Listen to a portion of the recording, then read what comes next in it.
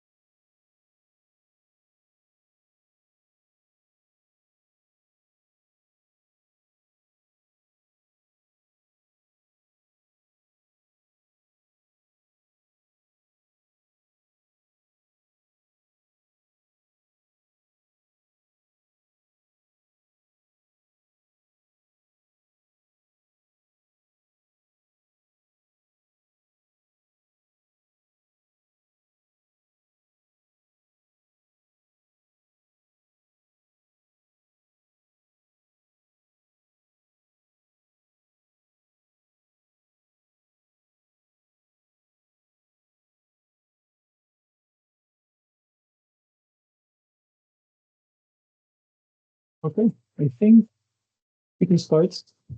Um, the others can join while we start. So I'll share my screen first thing.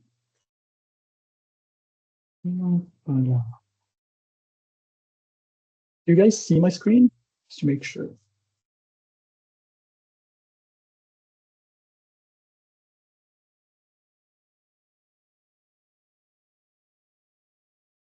Okay, so we'll start. So my name is Hamza.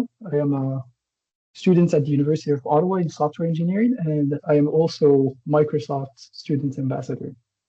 So before I start, I just want to say that I don't want to give a lecture. I want this to be as interactive as possible. So if you guys have any questions or anything you want to say, just open your mic and say it. I want this to be as friendly as and as easy to watch as possible. So today's topic is scraping LinkedIn data for job market analysis. So uh, before we start, let's make sure that everyone that wants to follow with me the workshop has Python installed. Azure setup, this is mainly for uploading our code to a virtual machine that will host the dashboard, and Postman installed to test our API calls. So before I start any of this, I want to show you the dashboard, and then I can go through all the information to build it. So this is what we're trying to build. So how this thing work is that we give it a query, so a job title that we're looking to get data on. Here it's software engineering. And then what this thing does is that it will go on LinkedIn and scrape all the information it can get on the jobs, the company, and any more detail it can get. So for example, here, the first thing we see is a comparison of the biggest cities in Canada in terms of number of jobs. So here we see for software engineering, Ottawa is at 742, Toronto is at 4,562, Montreal 1,900, and etc. So whenever I meet someone who works in Ottawa, they say, "Oh, Ottawa is the tech hub. Ottawa has the most amount of jobs in all North America, behind San Francisco." Well, here's the data that says this is not true. So we can see that Toronto is the tech hub in Canada and is the place where you'll find the most amount of jobs.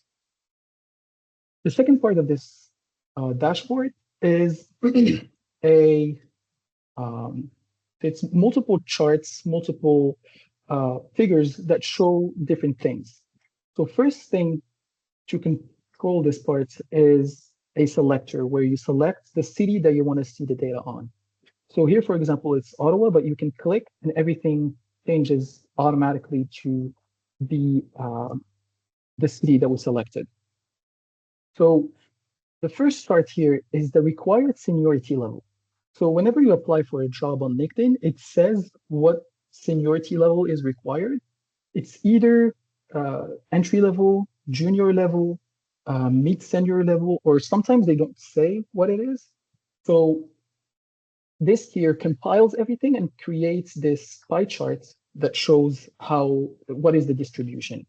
So if we go to Toronto here, we can see that the biggest part of the pie is the mid-senior level at 42%, the entry level at 31%, and then 16% of the jobs don't say what seniority level it is. And then 7% is internships and 4% is associates. I think this is even more than senior level. If we go to Ottawa, we can see that first thing that I noticed here for all my friends that are graduating is that we have way less entry-level jobs than Toronto. So here it's only 20%, whereas if we go to Toronto, it's 31%. Same goes for Montreal, where there's more entry-level jobs. And I think, yeah, Edmonton is the city where there's the most entry-level jobs. So I guess if you're looking for an entry-level job, Edmonton is the place, but I'm not sure about the weather though. The second part is the type of employment. So here we can see what is the distribution between full-time, contract, internship, and temporary jobs. So if we go here back to Ottawa, we can see that most of the jobs that are available today are full-time. So 84%. 10% are contracts. So this is, I guess, a contract for a specific amount of time. So let's say a contract for a year. And 4% are internships, and the others are part-time and temporary. So if we go to other cities, we can see what is the distribution. So we can see that Toronto has more internships. Let's go now to this chart here. So here it shows the job industry distribution. So what this means is, so for the companies that are hiring software engineers in Canada, in Toronto, what are the industries they are related to? So for example, if you're working with a bank, it will be banking. If you're working with an IT or consulting, it will be IT or consulting. So we can see here that the jobs are, so this is other, so it's uncategorized, but we can see that 17% in Toronto is software development, 12% is IT consulting, 10% is financial services. So this is because Toronto is the financial city of Canada. That's where they have the stock exchange. So I guess this is why you have 10% of financial services. And I think somewhere here is also banking at 7%. Whereas if we go to somewhere like Ottawa, you can try to look for financial or banking, you won't find it. It's mainly software development, nonprofits, IT consulting, technology, information, and internet. And if we go to something like, can you please mute yourself if you don't have a question, please? Thank you. If we go to something like Montreal, it is a bit similar to Ottawa, but I think there's less nonprofit organizations. Okay, now this part. So this shows the company sizes in the cities we are interested in. I think this is really cool because it shows it explains different things and different profiles of cities. So if we go to Ottawa, we can see that we have a pretty good distribution where there's a few large companies and also medium and small companies, and it's fairly well distributed. If we go to something like Toronto, it's very obvious here that there's way more large companies. Also, there's more medium-sized companies and way less smaller companies. So I think this is mainly because Toronto is a very expensive city and there's a lot of competition, whereas Ottawa, it's probably less expensive and better for startups. Vancouver is same story where we have even less small companies and medium-sized companies. And Calgary and Edmonton are, well, Edmonton here also has a large part of large companies. So now you guys see what we're trying to build. Let's now go more on the technical side and see how all of this works and how we can build it and understand how it works. Let's share this again.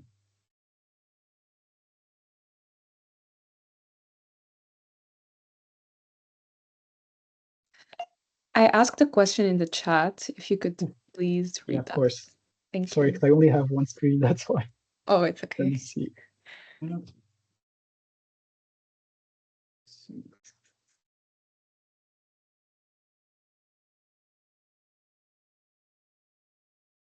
Yes, so all of this is based on LinkedIn. So I'm only scraping LinkedIn. This is a pretty good question.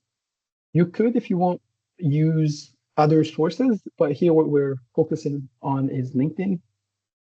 I think LinkedIn is the biggest website to search for jobs. I know there's Glassdoor, Indeed, and other ones.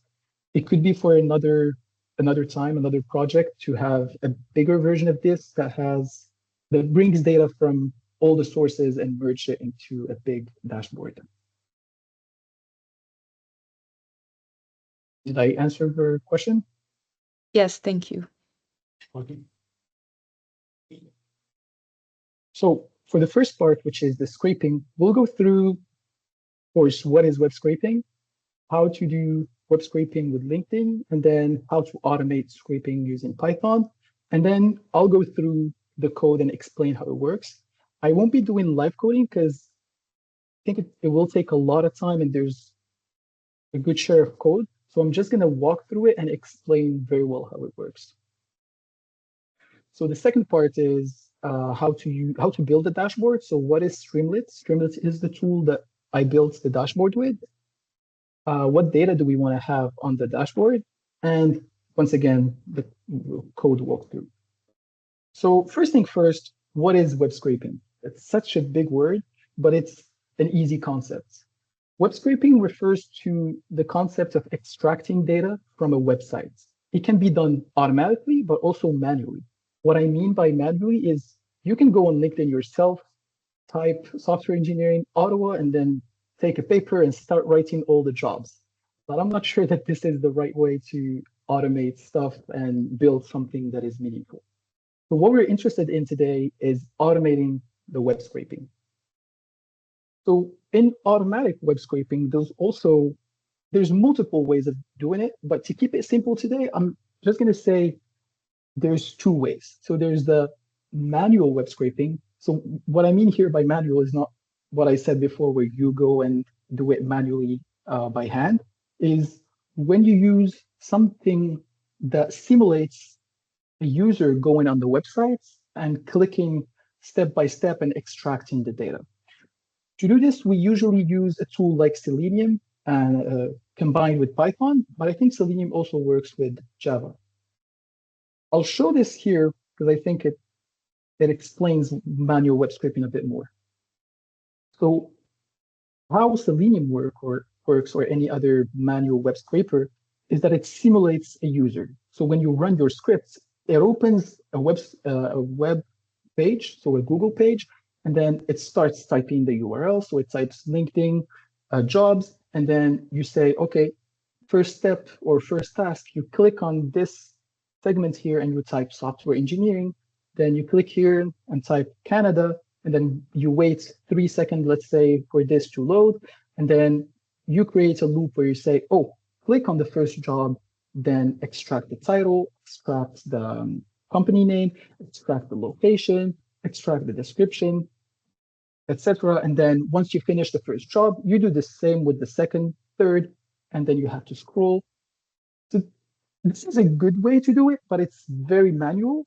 It's very complex in the sense that you have to be very descriptive in the tasks that the algorithm has to make. So you really have to explain everything in detail, because if not, it will break at some point.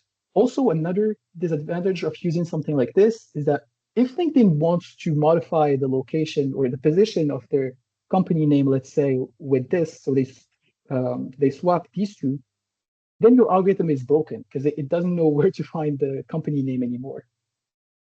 So that's why that's not what we're going to use today. What we're going to use today is something a bit different. This is such a fancy name, but it's an easier concept. Here I call it direct network request. But basically, this chart is very good at explaining it. Basically, what it means is that whenever you actually go on a website with your browser on your client side, and you search, let's say you do a search here, software engineering Ottawa, what really happens is that your browser or your client side does a request to the server. The browser may say something, hey, I have a user who wants data about software engineering, who wants jobs, software engineering in Ottawa. And then it sends it to the server, and then the server grabs the request and looks at it and say, this is a good request, seems legit. Okay, here's the data, here's the jobs. So what we're trying to do here is to intercept these requests. And then instead of using a full browser, which is, like I said here, very complex and has a lot of disadvantages, we just put our scraper instead of the browser and then do the request ourselves. And then we get the data back. So like every solution or like everything, it has disadvantages. The problem here is that servers or companies in general don't want you to do this. So they really look at the requests really well to see if they're fake or not. So the thing is that you have to try a maximum to be like a browser, like a real user. If you do too many requests, they'll block you. If you do weird requests, they'll block you. So the objective is to find a way to do it without getting flagged. Okay. So we'll play a little game to explain how we will do this. So first, before we do any of the web scraping or any of the searching for the request, let's see first what is the data that we want. So what is the data to build the dashboard? And where can we find this data? Because once we know and we identified where is the data, we can then know how or which request to look for and which one to automate. So let's pull this. Oops. Yeah. So these are all the data points that we're trying to get. So I will do, this is something like this, and then something like this. And then here we go. No, it's not what I wanted to do. Okay. So first thing that we are looking for is the total number of jobs in a city. I think this is really the most complex one. It's really funny the way I found it, but we can go through this all together. So let's bring this a bit more like this. Okay, so here's a search. So here's a LinkedIn search: software engineering, Ottawa. So let's look for total number of jobs in the city. So okay, here it is. So you may say, this is really easy. We found it really quickly. But let's go and do another request with software engineering Toronto. We see here that LinkedIn, they're not giving us the precise number. And to build our dashboard, we want to get the precise numbers. So how are we going to do this? Do you guys have any idea where we can find the precise number for Toronto?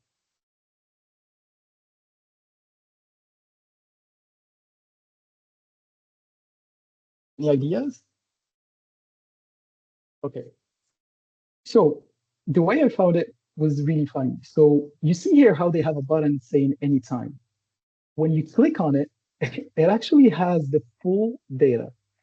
I think I think this is probably an error from LinkedIn because I do have LinkedIn Premium, and when you do this search using LinkedIn Premium, it says the precise number. So I think they didn't want to show it, but they forgot that they had it here. So where we can find the precise numbers is under the anytime button on the job list page. Okay, second one, title of the post. Okay, this is fairly easy. We have here a list of all the jobs. We can get the titles right here. So all of these are the titles. Location of the posting. Let's say job. Okay, so the location once again is right here. So this is an easy one to get. Date it was posted. Once again, it's right here on the main page. We don't have to go into each job to get this data, which is really easy. Now we want to get the job link. So the job link is actually hidden in the HTML behind this. So if we here copy link address, it will bring us and copy paste it. It will bring us to the specific job. So this is hidden in the HTML. Once we are here in the job, let's get data about the job in itself. So here's the seniority level. Here we go. We can find it in the job. Here's the employment type right here, here. The number of applicants.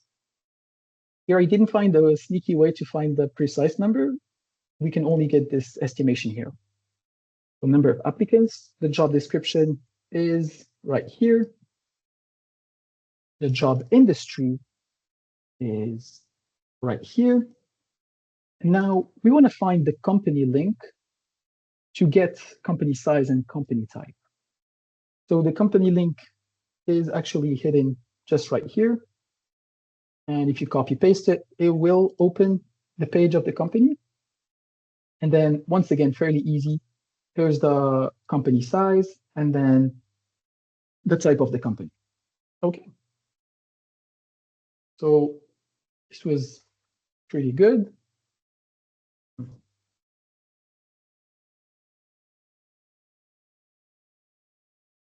Okay, so we found all the data points. So now you guys probably understand that to get this data, we will follow a pipeline or a route. To do this, or to build our big concept, the LinkedIn scraper, we will need something that scrapes the list. So the first list that we had that had all the jobs stacked. From this one, okay, this one is better. From this one, we can get the title, the company, and the link of the job. All of these were on the first main page. From the link, we can then get or scrape the seniority level of the job, the type of employment of the job, the company link, and also all the others that we mentioned here. And then from the company link, we can then get the company size, company industry, and type.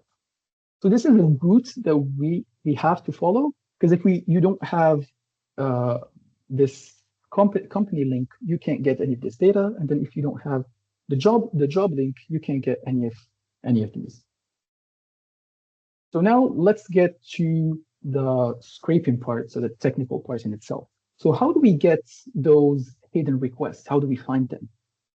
So whenever you're on a browser, Edge or Google or any others, they all have an inspect menu.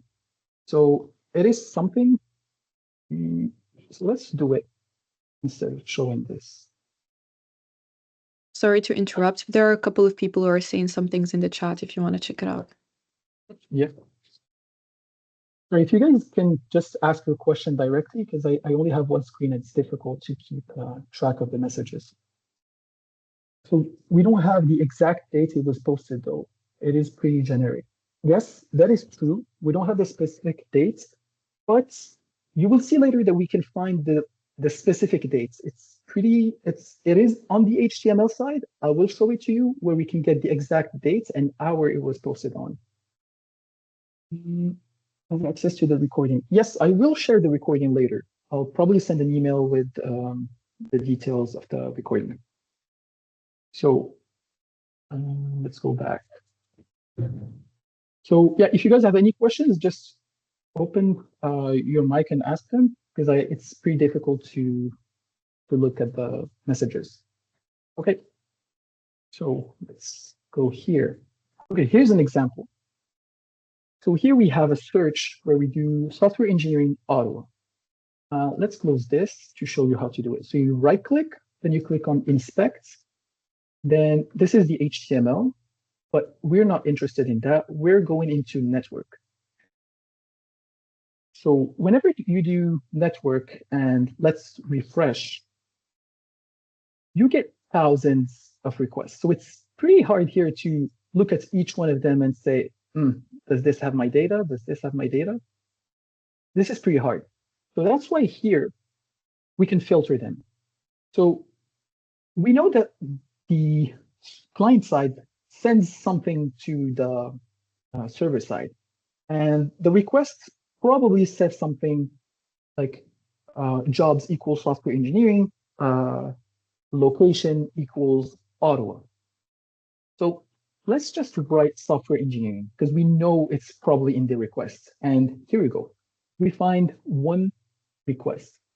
So let's look at this request and see what are the parameters it takes. So what is the question or the ask that the client side does to the server side?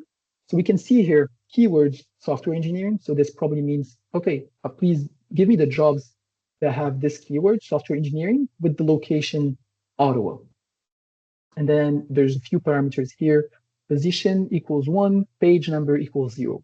We don't know what this does, but we can troubleshoot this later to try and understand how it works. So let's look at the preview. So we can see that this is actually HTML that has our data here. And if we go to the response, let's do a search here, or instead of doing this, we can use the cool tool. So here you can copy as CURL here, and then we can go on Postman. So this is a tool that simulates, or that you can use to do API calls or requests. So here you just copy paste it and send it. Perfect. So, and here we can change our request. So if you want to change it to Montreal, Toronto, you can do it. Let's here look for this. So let's look for Fullscripts because that's a company that should be in here. Full scripts. I think. Yes. Here we go.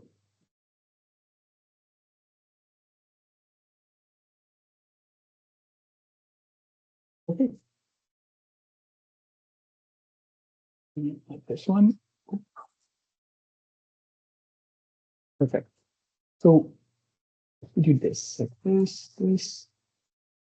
So you can see here, Fullscript is under something called, so it's under a title type, so H4, which is the title here. So it's under H4 and it has a code or a class name, base search card subtitle. So I guess that they organized their HTML in a way that all the titles have the same class. So they are classified in the same way using the CSS. So here we can see that there's actually 60 jobs that show up with this request here. So that's pretty cool. Let's look at all the results that we get. So the first one is Lighthouse, which is right here. The second one, Fullscript, right here. Third one, IBM. Fourth, CapIntel, etc. So this here has all the data we want. So later, when we build our algorithm, we can just do the request and then get the response and then say, okay, get this header type here or this one here named base search card table and extract the text that is inside of it to get the name of the company. And same thing goes for the location and then the date it was posted on. Okay. So this is pretty cool, but we only have 60 jobs using this. So let's go back to our, let's go back here. So let's go back to our browser and let's simulate a user that wants to get more jobs. What happens here is, let's scroll. Let's see what happens.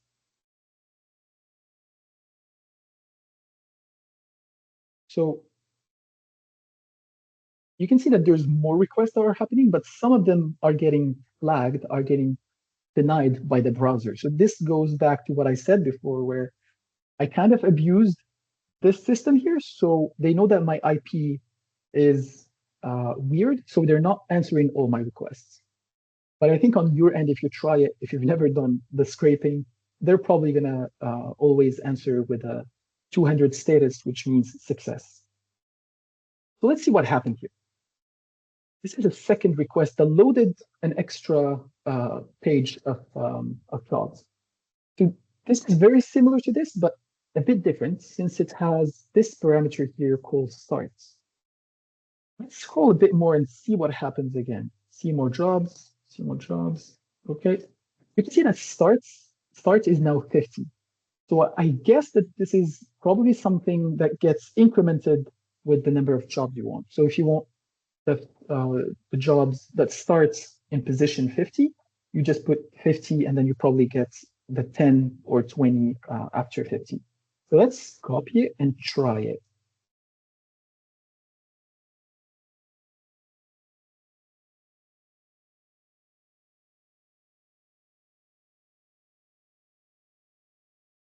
So my request was denied, but we can try again.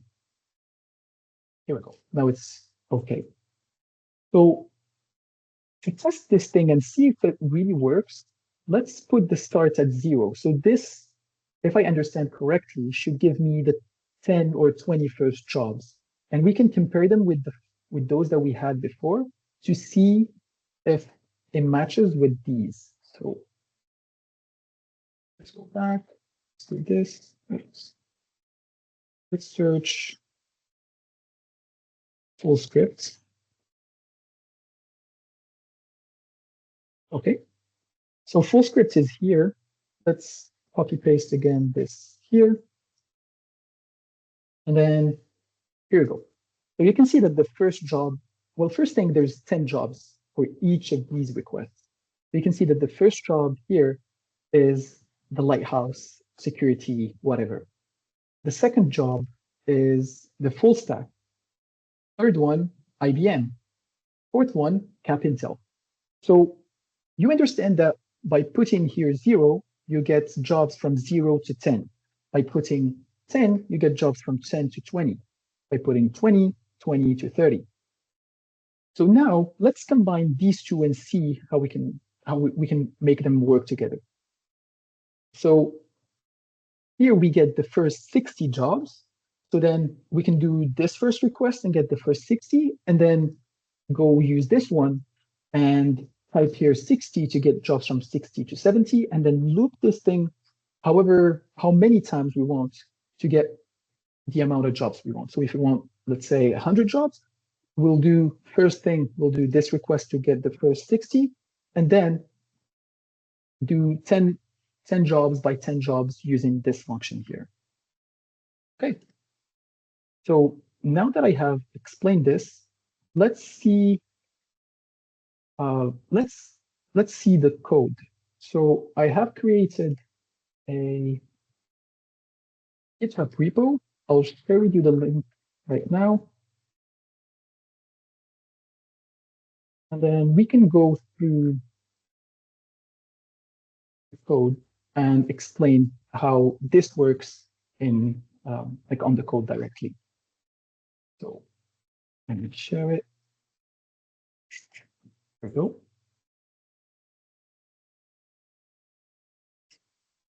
Okay, there's a few questions. How did you get the link that you are using in Postman for API calls? Okay, I'll show this again.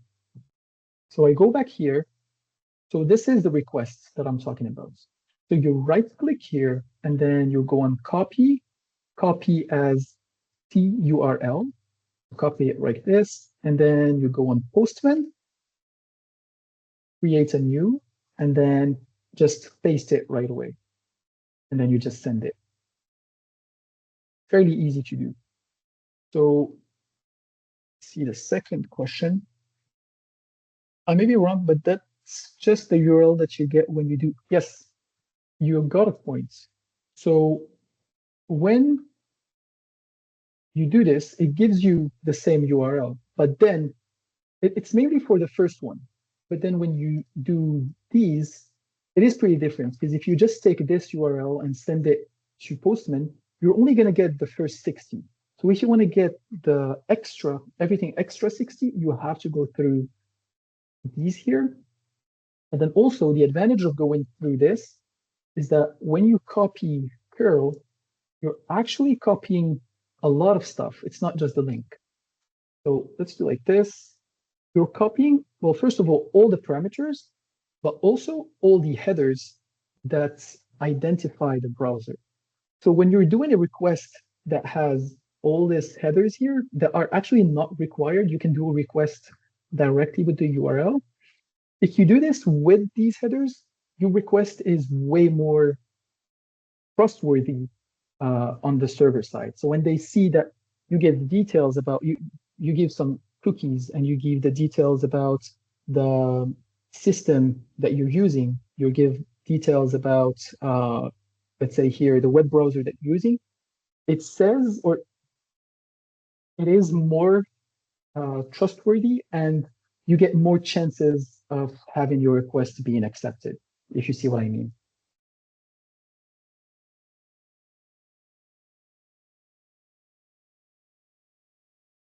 So let's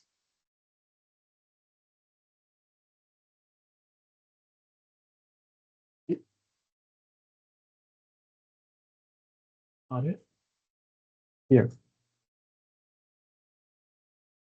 So this is a repo that has all the code. So what we're going to do is clone it and look at the code. So the way you do it is you copy here the URL, then you go, let's say, let's close this. Open the terminal. And here you just type git clone with your URL. Yes. Let's delete this here. Create a new folder. Then we can do it right here. Here, let's do cd job trends and then open it on our IDE. Okay. And first thing we have to do is to create a virtual environment and install all the libraries.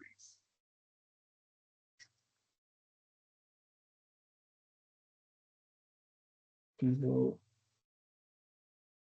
Python.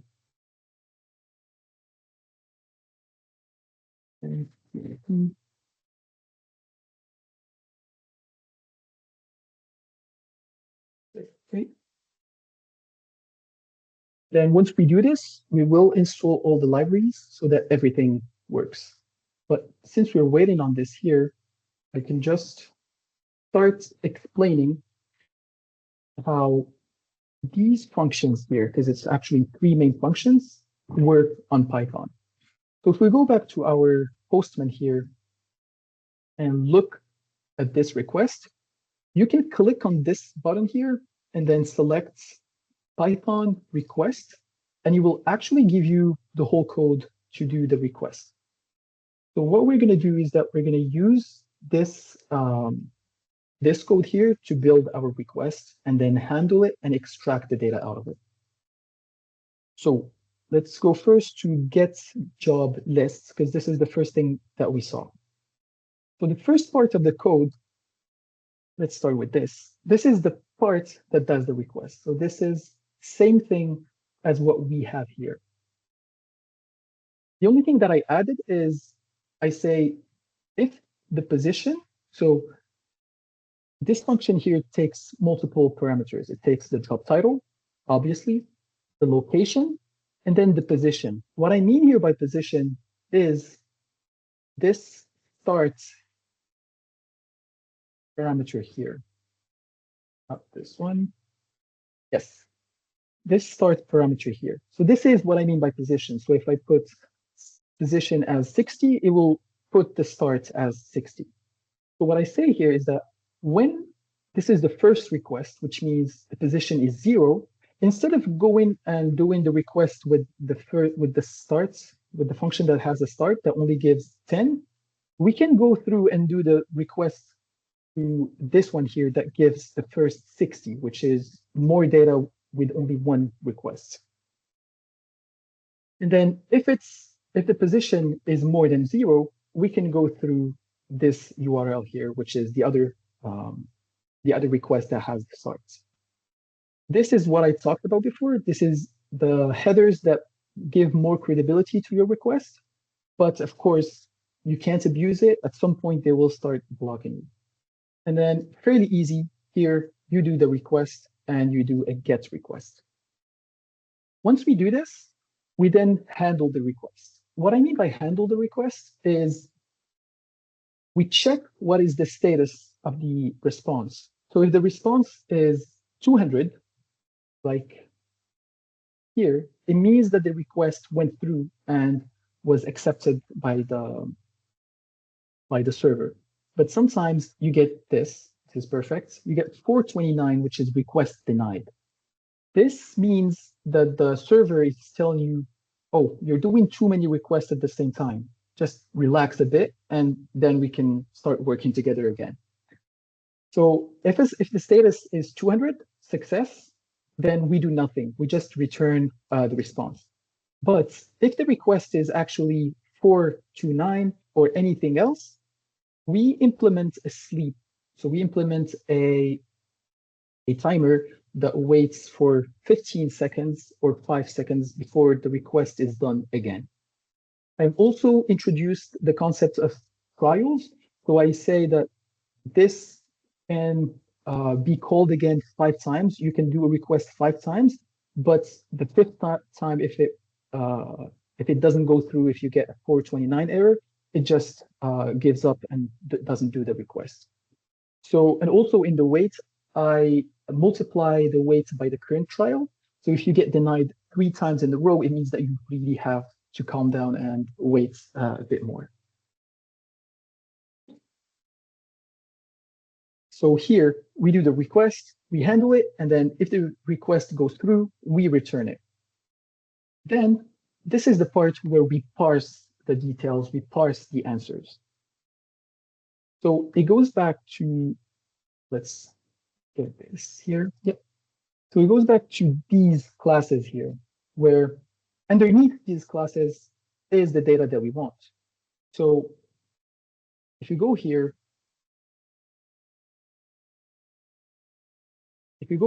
we can just say, this is HTML format. So this is what Beautiful Soup does. It says, okay, this is HTML format. Please, in this soup or in this HTML, try to find a div that has class equals base search card info. Here you go. That has base search card info. And then from this, you get the text. So this is the job posting.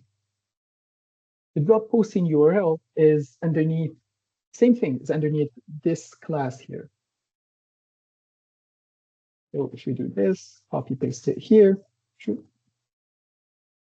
can find the job URL right here. So you go through here and then see, then you extract the job URL. And then same thing goes for title, company, location, and then the dates. One thing that is that you have to keep in mind is that here we get multiple jobs. So when we do job posting find all, it actually grabs all the job postings and then we loop through them here and extract the data that is inside of them. And then what we do at the end is that we return a data frame that has the jobs data. This is the function, this is a different function that actually grabs the thing we talked about before, that grabs these here, these data points, so that anytime, past month, past week, and past 24 hours, that we use to build the chart that is right here. So this one here.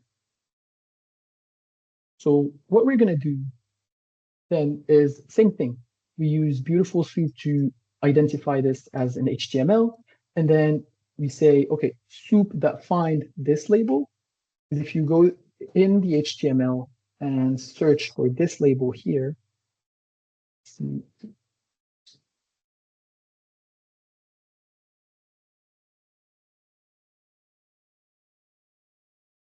this one,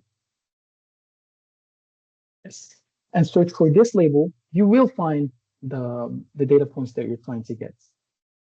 So what happens is that we do the same for total, past month, past week, past 24 hours, and then extract all the numbers and return them in a data frame. And this function here is just to wrap all of these functions that we have above, in the sense that def get total jobs does a request and then parses total jobs. Get job list does a request and then parses the jobs that we found. Okay, so this is very good. We now went through the first function right here. These two here are way more easy. This one was the most complicated one. Let's see if there's any questions before I go through. No, it's all good. Okay. So next one. How do we get the data out of the job links? So out of the job in itself.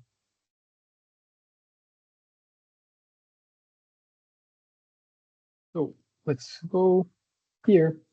So this one is fairly easy in the sense that we don't technically have to go through this, but I can show it once again because we're just doing a request to the URL in itself. We're not, we don't need to go through the network tab, but I can show it once again, just to be clear. Okay. So here, instead of doing this, okay. So we can see that the request is actually just the same thing as the link to the job. So there's no point in going through this. We're just going to use the extracted job link, which is here, to get the job posting details. So let's go to the get job detail function. So this is very similar. We already went through this, so I'm not going to explain it again. But the request here, I've added these cookies that I got from the network tab. Right here, once again, it gives more credibility to your request. But what happens here is that the request is done directly to the job URL. So it's a GET request. We then handle the request. Once again, this is to make sure that we get the 200 success, which means that we got the data that we were looking for. And then we return it right here. Next is the parse response. Once again, pretty straightforward. It's the same thing where you have a job detail, and then you're looking for this class description job criteria. Let's do it so we can explain with a real example.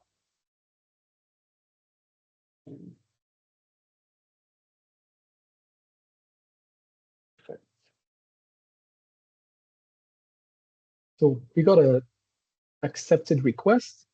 So now if I open this, put this here, like this.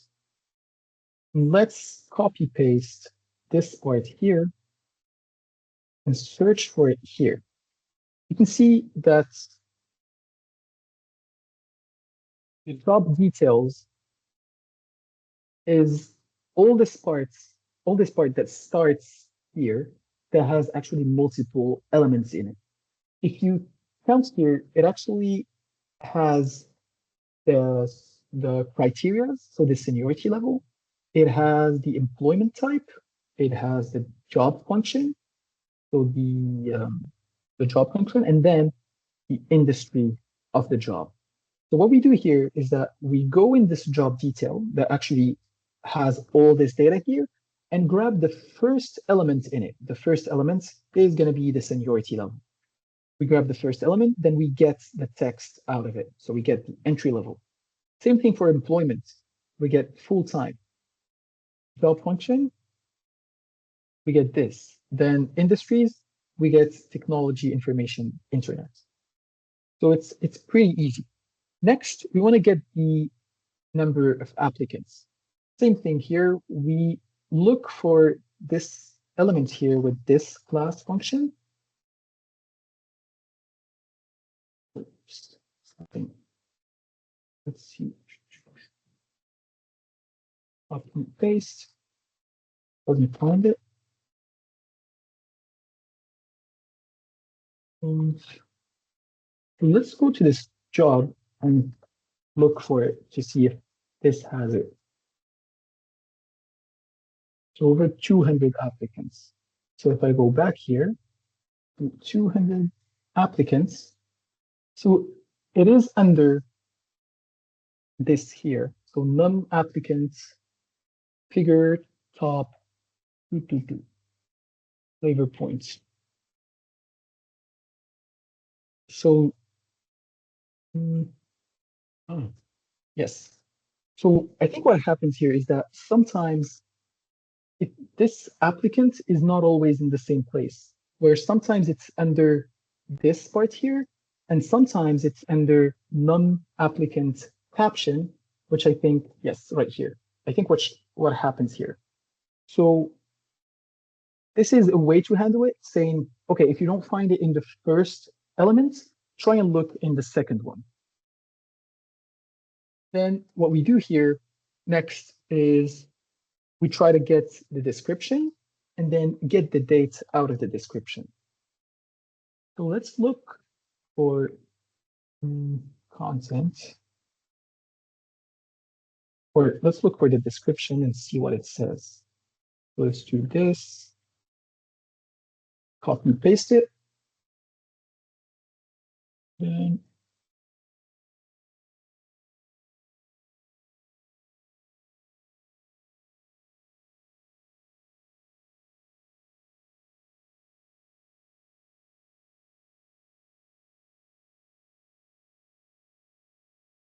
no, this is not it. Okay, perfect. So this is the description, which is right here. And you can see, to answer the question that I had before about the precise dates. Funny enough, when you go to the description and look into the raw HTML, they actually give you the precise hour it was posted on. So 9:11:08 a.m. This is very precise. I don't know why they have it here, but we can use it. I'm not sure what we can do with it, but it's data that we have. So this here scrapes or gets this first part or the time part out of the description. Next, we find the location and then the company URL.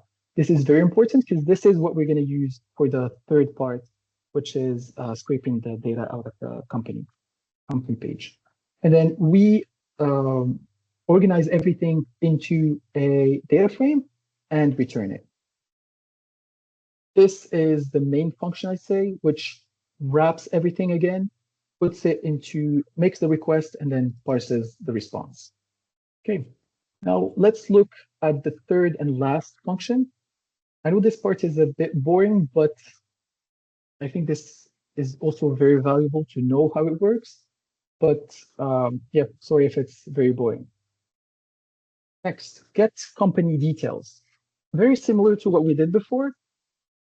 This here, we have the handle response. Then we make the request using directly the company URL. Once again, here, I added a few headers to make sure that my request seems legit. And then we just run the request, go through handling the request. If it's not a success 200, we go through it again and run it 3 times maximum for this one. And here it's way more simple for this because let me show you. There it is, right here. Actually, LinkedIn organized their data, the data that we want, in a table. So it's pretty easy to get it. So if we go here and request this.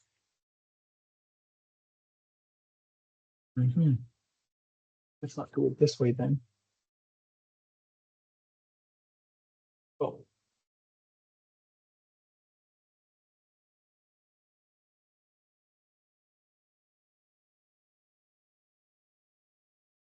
Oh.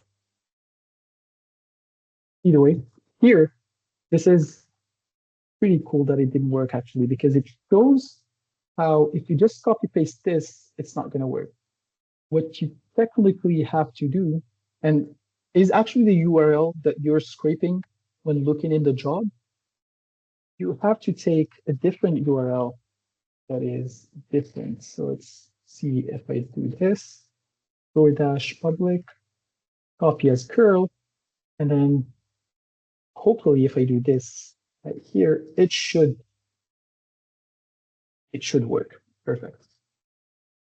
So this shows that sometimes copy pasting the link that we have in the URL is not always the best way, because they know that you're not connected and they know that you're trying to scrape, so they block you by default. They don't even give you a chance. Let's go back to where we were. Company detail. So parse response, we go to this here. So to this, and then it's pretty cool. They have everything organized. It has multiple elements. So the website with the link to the website, the industry, software development, company size, 10,000 plus, headquarters, San Francisco. And then what happens here is that I get all these elements that have this MB2 flex something, and I loop through them, put them in a data frame, and return them. And then what happens here is that this is the wrapper function once again that does the request and then handles the request and parses the response. So now we have finished all these three. We just need to make a small function here that wraps once again the other functions to make them work together. I'll go very quickly through this because it's not very interesting. It's pretty easy as well. So to scrape all jobs, what happens?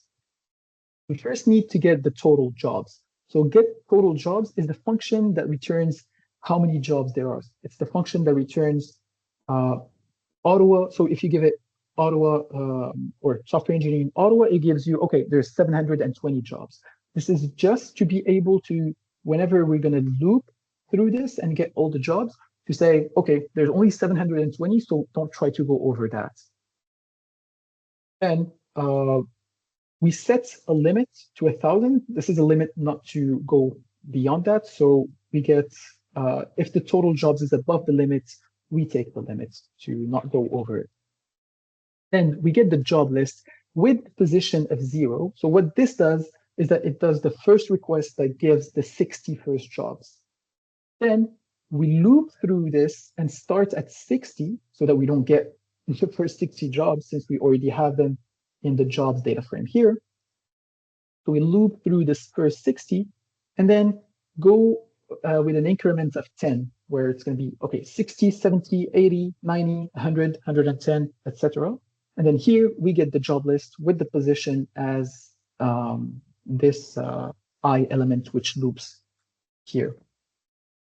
And then we just concatenate everything in a data frame right here, and then save it on a CSV file that you can find right here. So for the sake of this presentation, I didn't go over 100 because it does take a lot of time to scrape all the data. And that's why I'm not going to do it during the event. It really takes a lot of time. You can test it on your own. I can run it just so you see what it looks like, but we won't be able to scrape everything. It really takes a lot of time. Then, so now we got the first part that gives us these elements here. So we still don't have any of the job details or any of the company detail. So what happens here is that we call this function scrape all job details. And this takes the data frame that this gave. So the data frame that this gave only has, let's say, title, company, location, date posted, and link. So it only has these four. So the second function takes the data frame that has these data points and then goes to the link and then scraps the data using that link. So let's go here, data frame, and then job URL. So it gets all the job URL, loops through them, and get the job detail for that job URL right here. And then concatenates the data that we got back from the job detail to the first data frame. Like here, oh, that's a good example, actually. Yeah, that's perfect. So this here is the example to the data that you get just by running the first function. So you only get title, company, location, date posted, and link. Then once you run the second function, you can now get seniority level, employment type, job function, and all the others. But we're still missing all the data related to the company. So same story, we take the same data frame, and this time instead of taking the job link, we take the company link and then get the company details and concatenate them to the first data frame and save it as a big data frame that is now final and has all the data that we're looking for. Okay, I hope this first coding part was interesting and that you guys understood. So is there any questions before I go now to the second part, which is the dashboard building?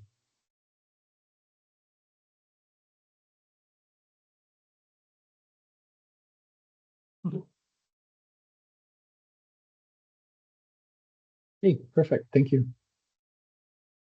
Okay, so Now let's go back to this presentation here. So we are going to use a tool called Streamlit. So this is an open source Python library that makes it very, very easy to build dashboards and front ends if you're not very good at front end like me. So it's super easy to use. You can see here it's super, that's a small example, but I'll go through the actual code of this dashboard and explain how it works. But it's really easy, and ChatGPT is actually really good at it. So if you someday want to build something like this, build a dashboard, ChatGPT is actually really good at using Streamlit. So here we go. So this is the first part of the Streamlit code. So first thing you have to do is import Streamlit. Or before you do any of this, let's try to make a croquis of what we're trying to build. Because well, let's see if this works.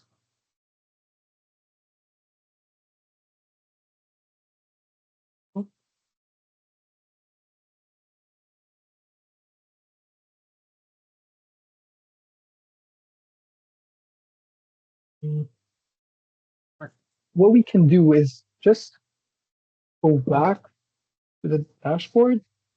I tried to share my screen with my tablet, but it didn't work. Sorry for that. So let's rerun the dashboard by going here, the Streamlit. So here we go. This is the way to run a Streamlit app. So you just do Streamlit run and then the file that has your app on it.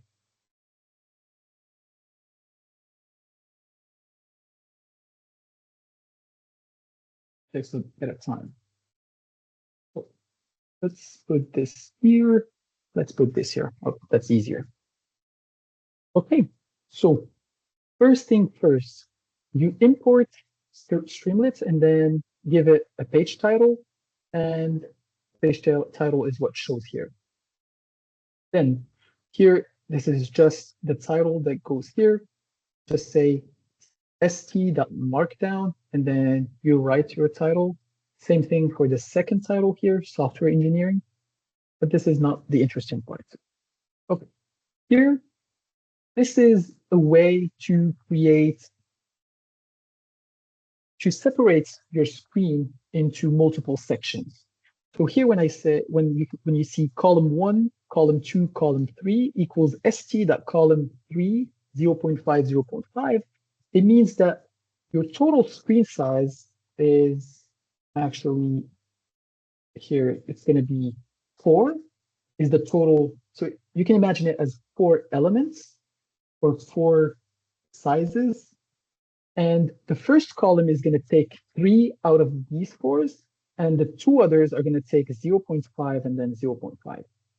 Here on the page, this is the element that takes the 3, and this is the element that takes the 0.5, and then this is the element that takes the 0.5.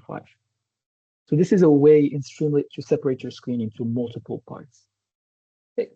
Then in the first column, so this is this part here, we're trying to build the bar charts.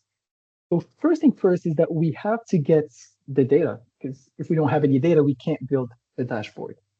So what happens is that we open the file using Panda, using the URL of the file. So it's software, it's job data right here, software engineer, and then total jobs, which is this here that has a table that looks something like this, which is each city and then the total amount of jobs that we have in that city.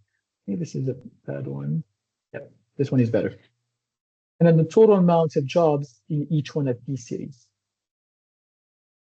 So now that we have this data frame, we can then here create a bar chart using a super cool library that is called Plotly that enables you to create these bar charts here.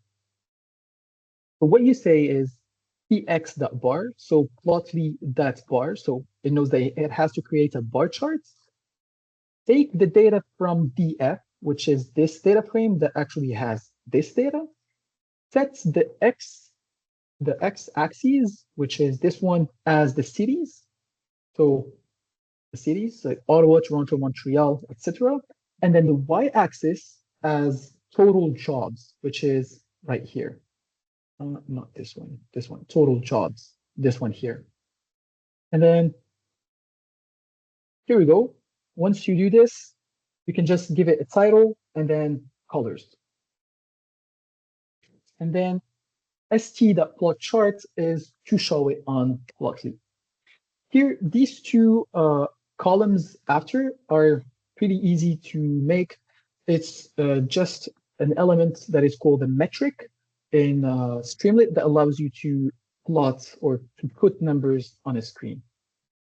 So I'm not going much in details on those. Now comes the second part, which is, I think, more interesting. And this is funny how this rendered. So here we create a select box, which is this here.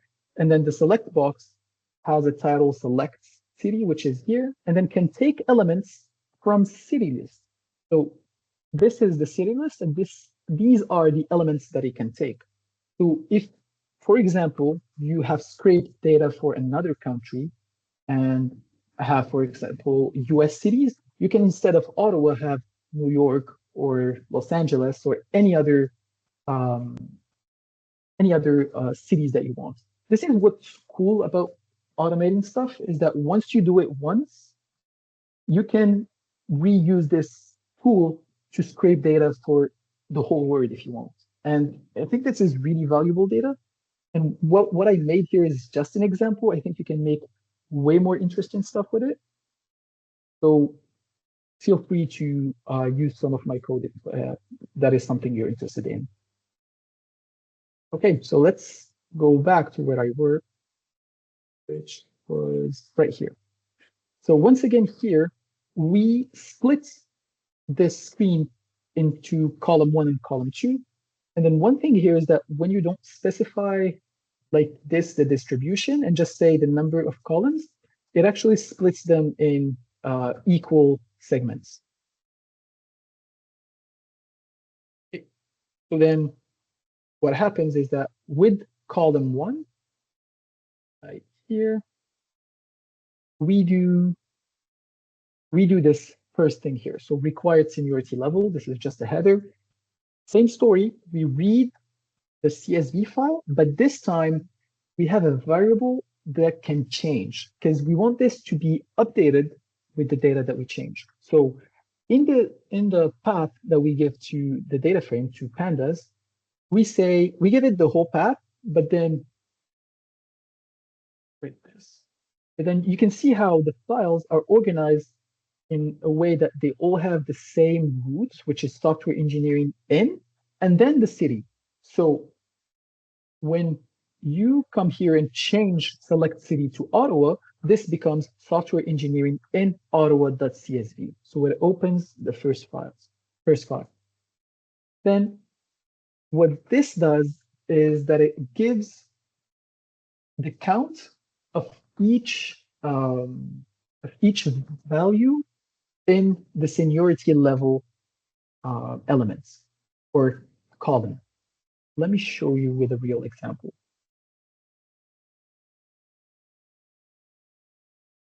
It's probably easier if we do something like this with Excel.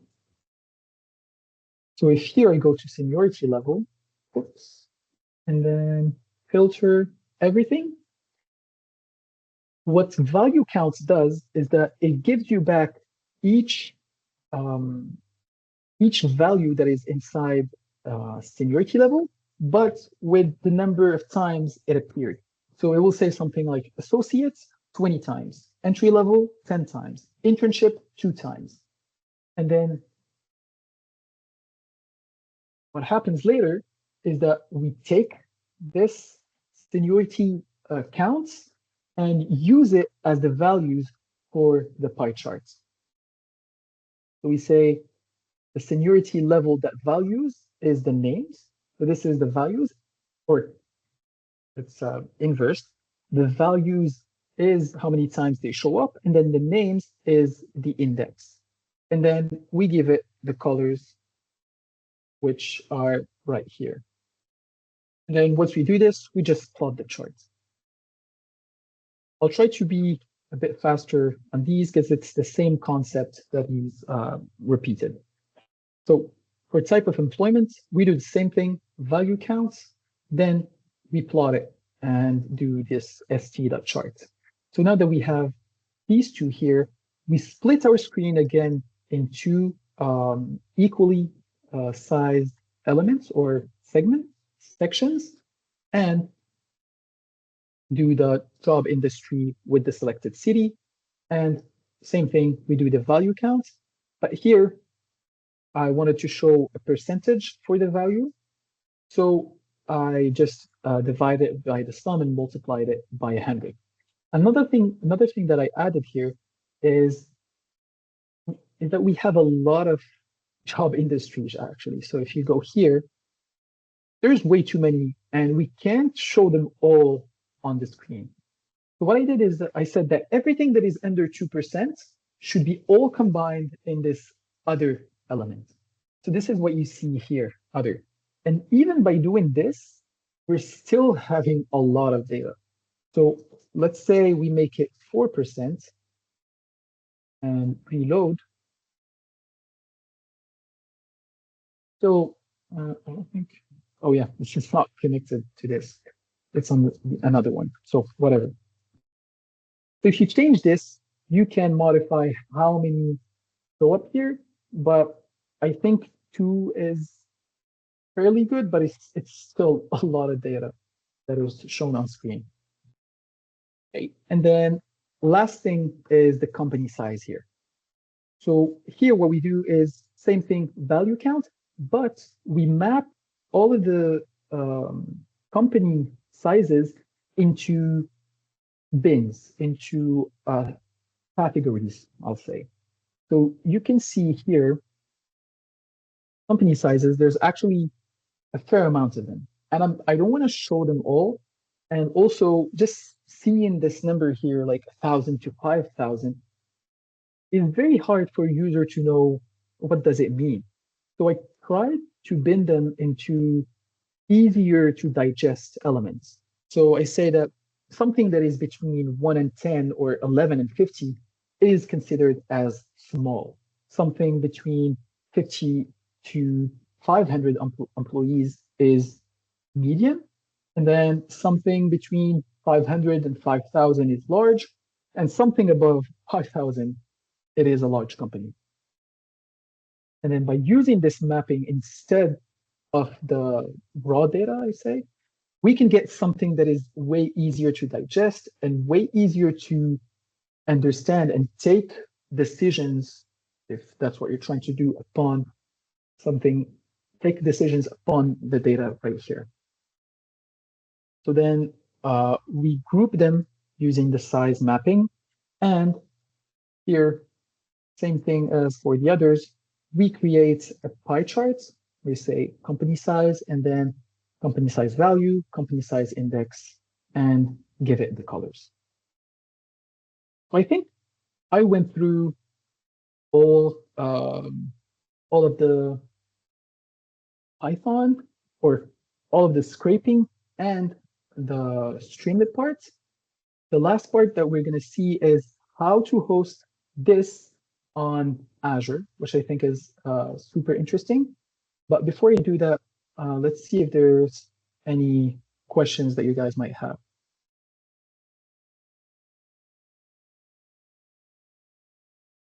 Okay. I don't think there's any questions. Perfect. So to do this, we will use Azure, which is super cool. And I'll show you step by step how to do this. So if you don't have an Azure account, I think you can always get a $300 if you're a student through, let's see which link.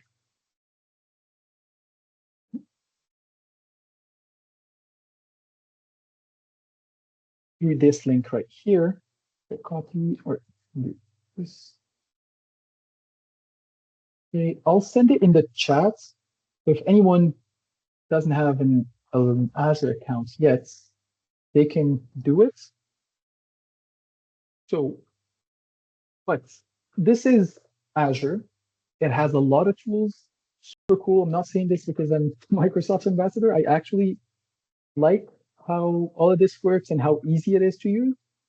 So what we're going to do is that we're going to create a virtual machine. A virtual machine is a computer that is on the cloud. Virtual machine is not all computers that are on the cloud, but for the sake of this example, virtual machine is a computer that is on the cloud that you can log into it from home and then do things on it, pull the code, and then publish it on the public IP address of the virtual machine. So what we're going to do is create here. Then we're going to here create a new resource. Let's call it LinkedIn dash. Okay, let's call this virtual machine LinkedIn VM. Let's keep all of these here as they are and not change them. You can see here that this does cost money, but I think if you're a student, you probably have a free version. Let's see. I don't have it here because it's not a student's account, but if it's a student's account, it does have a free version that has a less powerful virtual machine. But either way, this is just to show how this works. And then here, we can keep this as it is, and we can just review and create the virtual machine. Like this. Here, let's see if everything is correct. And then we can create. So what we get here is a private key to connect to our virtual machine. So it's not as easy as your own computer where you open it and connect to it. You have to go through connecting using a private key, but it's actually pretty easy and not that complex. So let me show you how this works. So let's store this key here. I will be deleting this virtual machine later. So because I know that the key might be shown on screen at some point, but I'll be deleting it. So don't worry about that. Okay, so now this is connected. And now we have an actual virtual machine on Azure, which is pretty cool and was super easy to do. So let's see now how we can connect. Let's do it the difficult way using native SSH. Here, there is an example on how to do it. And just copy paste this, and then let's go to the place where we stored our key. So here we open terminal, and then we can copy paste whatever they gave us. And instead of this key here that I don't have, I just copy paste my own LinkedIn VM key and then run it. Here I say yes.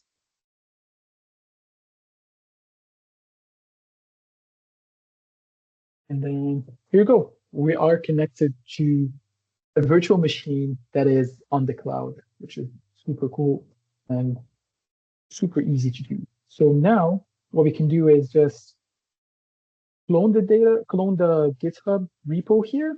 So git clone right here. Then let's run this.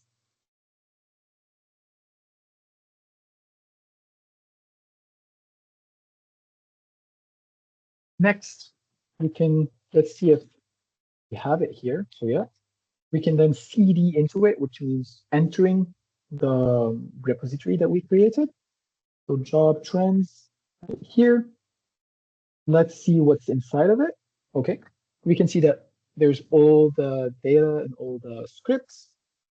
Now, I don't think we have Python in this, so because it's a brand new virtual machine. So on Linux, to install Python, it's way easier than on Windows. It's an easy command, sudo apt-get install Python 3 is already going to use Python. Okay, so let's see if we have Python here. Python dash version. No. So let's first do sudo apt-get updates. So we make sure that we have the latest updates, and then we'll try to install Python. On Linux, you should always do the updates before trying to install anything. Make sure that you're getting always the latest version of what you're trying to install. Key. So what is this? Duplicate install Python 3. And then now, see if we can get Python with pip. Yes.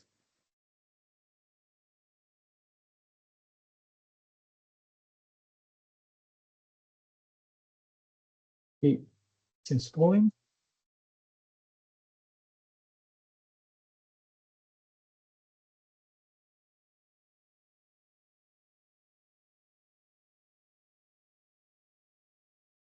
Let's take a lot of time.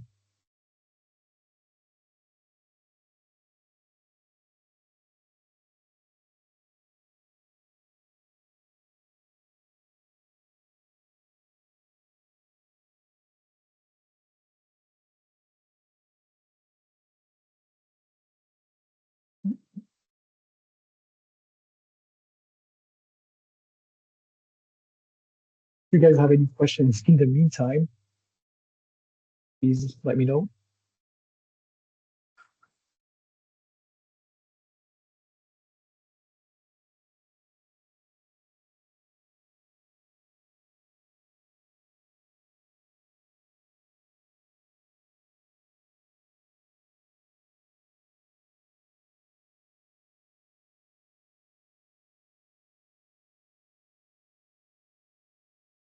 Okay, let's see now if well, we still don't have Python, which is weird.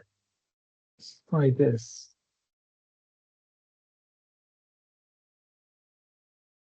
Uh-huh. Some troubleshooting here. What does it say?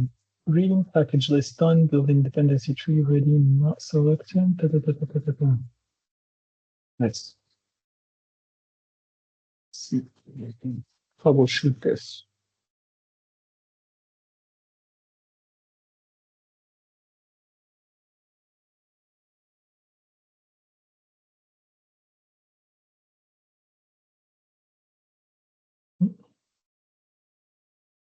Python 3. Okay, sorry for that. So I already had Python installed. So now we can cd into our repo. And then here we can create our virtual environments. So to do this, we do Python -m env. So we should do Python 3. Virtual environment was not created because Intrepid is not installed. So it should probably here do this. Sudo.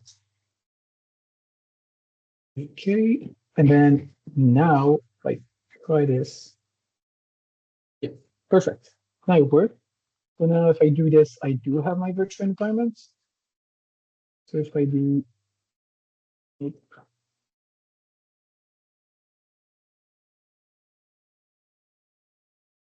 now it's just a matter of activating it. I think it's been activates. Okay, perfect. So now I activated the virtual environment. Now what we can do is install all the requirements in the requirement.txt. Here, there we go. Some errors. I already got this error before, and I think what it is that in the requirements, here it's under a Windows machine, and sometimes it's not always the same libraries. So what we're going to do, we're just going to install Streamlets, and then we can troubleshoot it ourselves. So I'm going to install Streamlit, which I'm doing now, and then I'm going to run the app. And then if there's any libraries that are missing, an error will show, will say, okay, this library is not on the machine, and then we can install it manually. This is very unfortunate because I did this to try and automate the installing of the libraries, but sometimes it is difficult with different environments. Okay. I think that's why tools like Docker are very famous and very useful because you get rid of all these problems here. But here today we're doing it the manual and the hard way, which is cool. So now we can run our app. Perfect. And it is under the public. Let's put it here. Perfect. Let's open this right here. Where is get rid of this? So I tried to open the external URL, but what is happening is that our virtual machine is not set up to be accepting requests on this port.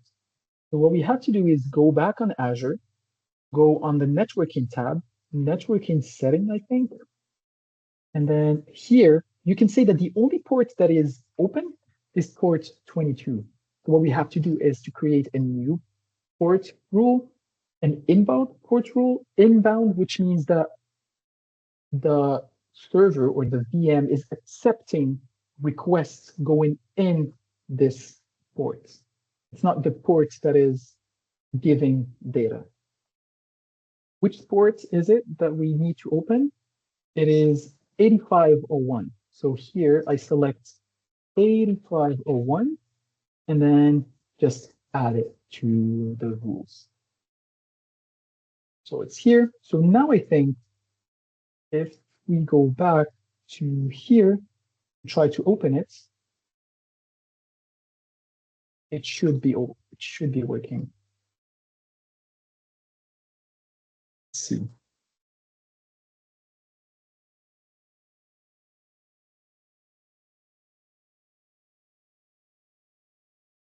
Let's take a time. Didn't work. I think let's take, oh, here you go. That's perfect. Okay, so that's what I was saying. We now need to install a few libraries that didn't install automatically using using the requirement.txt. And what I can do is just copy paste this to open another, which click on job from, and then job data here. Copy this, paste it here. Perfect. We're now in. And then I can go back to CD job trends, reactivate my virtual environments. I do have to do this because the app is running on the virtual environment. So if I don't activate the virtual environment and install Plotly, it won't be on the virtual environment which the app is running on. Then bin, and then activate, hit install Plotly. Here. Do this, see now, get another still installing.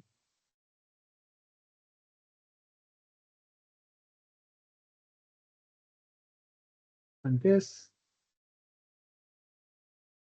no such file or directory as, okay, this is pretty interesting. Let's do ls. Job data, software engineering. So it's a cd into job data. And then software engineer. It is here. And then I do ls. I do have total jobs. And then if I do ls here, software engineer 39/9/2024 total jobs.csv. It is a bit weird that it does not see this because it shouldn't have this error since file is here. So let's see if we can figure it out.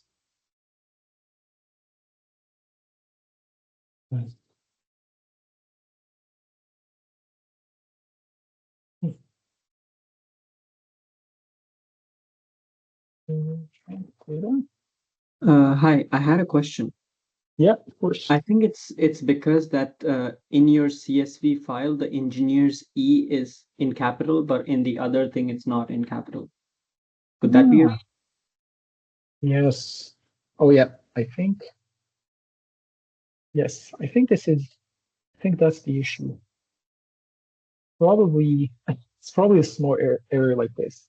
It's looking for a file inside software engineer, which is here, it's the right spelling. Then if we go into it, it is going to total jobs actually. Yeah, that's true. The way it's written, that's a good. Yeah, the way it's written here, it's capitalized, whereas here it's not. So what we can do is, I think we can rename it. Let's see if I remember how to do this. Engineering, it's 39. And then, let's see. So, no. I think what we can do, let's create a new one. Nano. And then let's just take the data that we have in this one, right here, copy paste it here, and then exit. And then now we save it under the right naming, which is, so yes, save, and then software engineer 39/9/2024 total. I didn't choose an easy name. Total jobs.csv. I think now it should be working. Hey, that's cool. Thanks for the advice. Hey, here you go. So now our dashboard is live. You can always add a DNS on top of this. A DNS is just a URL. So let's say, for example, linkedindashboard.com that wraps this under the DNS. I'm not going to do it. It's fairly easy to do it, but I will send the link on the chat, and please let me know if it works on your end. I have a question. Yeah. To rename the VNS, do we use terminal or is it something else? I can show it to you if you're interested. So you go into Azure here, and then overview, and then here you see DNS name not configured. So what we can do is click on it, and then it tells you, give us a name that you want. So it's going to be under the East-US Cloud Azure something. So this is a free DNS, but if you want like a real domain, you can always buy it under this. So let's say we call it LinkedIn dashboard. give a lowercase. So B dash. Here we go. And then I do save.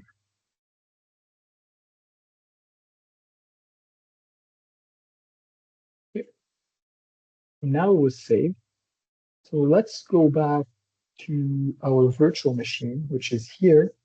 And then we do need to wait a bit until they connect the DNS to the IP address.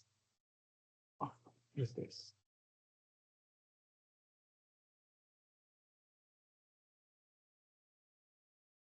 Oh, that's cool.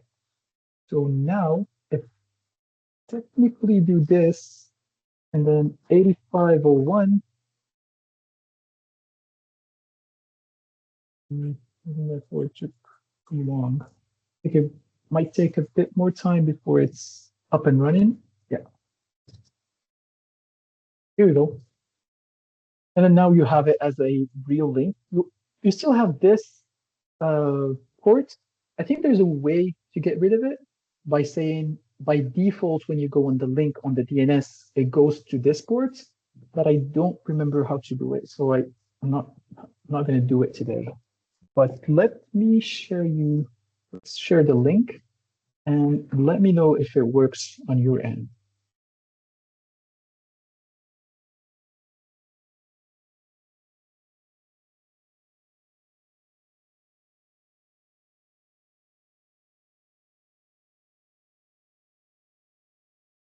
Yes, it does work.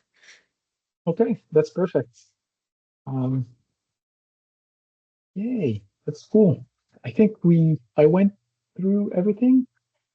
I hope I explained everything as clearly as possible. There's a last part where I say thank you for staying for this whole event. A lot of people have left, but thank you for those who stayed. It really means a lot to me. Uh, if you want to be a Microsoft ambassador, it is possible. You have to apply through this link. It is actually fairly easy in the sense that now they do accept all applicants, but if you don't do an event in less than a month or 2 months, they get rid of you from the program. So it is easy to get in, but it's harder to stay in the program. So let me copy paste the link here for those that are interested in applying. And there's a lot of perks to being a Microsoft ambassador. You do get $210 per month of Azure credits. So this is what enables me to create projects, to create virtual machines, have fun, and put all of this on my resume. I think it's pretty cool, and companies do care about you knowing how to do stuff. So it is a really cool program that I really, if you have the time, please apply to it. And you do get some merch. I have here a Microsoft t-shirt and also get a Microsoft water bottle. It's pretty cool. And you get LinkedIn Learning for free. And also when you do an event, you get LinkedIn premiums to give away. So hopefully once this event gets approved, I will have a few LinkedIn premiums to give away. So I will do that. And last thing is my LinkedIn. So let's stay connected. If you have any questions, please reach out to me. I'm very friendly and I like to have interesting discussions. How can So, we apply for the LinkedIn Premium? so everybody that came to the events, I have their email. So what I'm gonna do is make a draft, and then the emails that pop up are those that are gonna get the LinkedIn Premium. I'm not sure Okay. about the number of LinkedIn Premiums that I'm gonna have, but I'll have a few to give away. Is it a So requirement to have stayed all throughout the meeting? probably. So I'll see what are the details, but if it is, you guys will probably receive LinkedIn Premiums. So that's cool. Thanks for staying. Perfect, thank you. Okay, let's see. Let me take a picture of your names so I know who stayed and who didn't. Okay, so is there any questions before we end this event? I just want to say thank you so much for the presentation. It was really good. We learned a lot. Thank you very much. It really meant a lot to me, so thank you for staying. I know that it was very boring at some points where I was No, just no, it reading was code. very interesting, the work. Okay, well, thank you very much, and see you in the next event, maybe. Okay, bye, Thank guys. you. Have a good day. Have a good, Bye. you too. Thanks. Oops.